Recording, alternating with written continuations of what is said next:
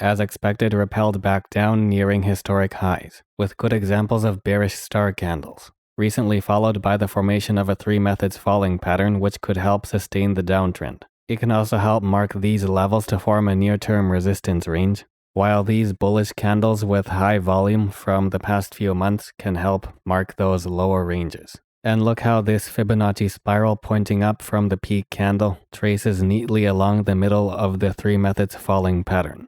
It will be adjusted to more of this bearish continuation context, while a Fibonacci time zone will be based on this interval. So until price is at least back over the 1420 to 15 range, a bearish advantage remains to keep pressure down towards the $10 boundary, which if held through the next interval, could produce a more sizable bullish retracement. Then would you please kindly subscribe and stay tuned for more charting videos. Now on to Monero, where this here can mostly be summarized by the decline halted by this double bottom. Pay attention to these levels and place a Fibonacci fan on the descending trend line, while a trend-based Fibonacci time zone is placed at the end of the last downtrend. At this point, breaking up into the upper half of the fan and trading in the 150s would still be quite optimistic, compared to the favorable long-term bearish conditions, keeping the chart on this stable decline back to previous lows.